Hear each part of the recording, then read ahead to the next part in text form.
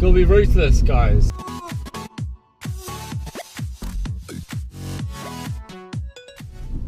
So I've had this car around about 5 months now, and so there are sort of quirks and things about this car that you sort of learn to live with, and if you haven't bought the car yet, you might want to consider your other options.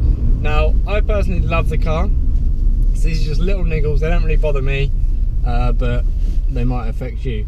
So the first thing is the one thing that a lot of people mention is the ride quality. This car's suspension is quite firm, it's quite stiff. So when you're driving around, it is going to be a bit bumpy. But to get the handling performance you get out of this car, you kind of need to trade off in the stiff ride. But as I said, that doesn't bother me too much because these seats are very comfortable.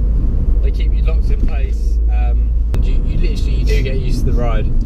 The second reason you might want to reconsider is the infotainment system on this car isn't amazing. It's not the best in class, put it that way. It's got your Bluetooth, it's got radio, it's got digital radio. It all works very well. But the actual system down here is quite clunky to use and is not massively intuitive. So it's got the function, it's just not the most high tech that you can get. But again, doesn't bother me. I've got my radio, I've got my Bluetooth, I can sync my phone up to it. It's just a little bit clunky. The third thing that you might notice about this car is the build quality inside. It's not the best. It's good, but it's not the best. Like the steering wheel is lovely leather steering wheel with stitching around it. And here, indicators. Here you've got this lovely sort of squishy plastic. It's really nice. But then you go on to bits like the side and you have this scratchy plastic material. I would have loved it if they used this squidgy firm plastic on the sides, and also this what's it called? Box. This centre armrest is they could have done with like making it a nice leather instead of this hard sort of plastic. Lots of plastics, and a lot of the cost saving, I guess, is on the materials. But in order to get it for the price you do have to sacrifice a little bit on the materials. Another thing you might want to consider is the fuel economy. I've made a whole separate video on this, which a lot of people disagree with.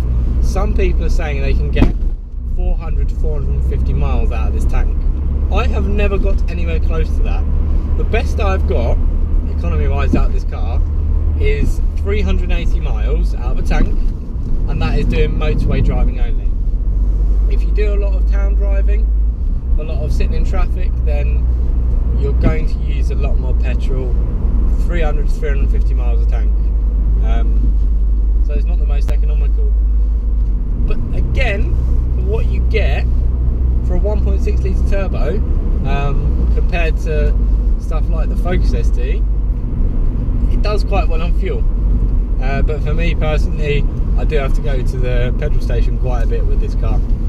Then the last thing, this isn't a big thing for me, but you might want to look into it, is the actual practicality of the car. I've actually put this in a positive in another video, things I love about it. I find it's a very practical car, but for some people you might want the 4-door version, but the 4-door version you can only get in America, and the 3-door version you can only get in Europe, as far as I'm aware. So if I was to get this car again, I would have liked the 4 doors, but I don't really take too many people around places, so having the 2-door version doesn't bother me too much at all. Alright guys, thanks for watching this. If you have any questions, then let me know. If you want to see more videos, make sure you subscribe, and I'll see you soon.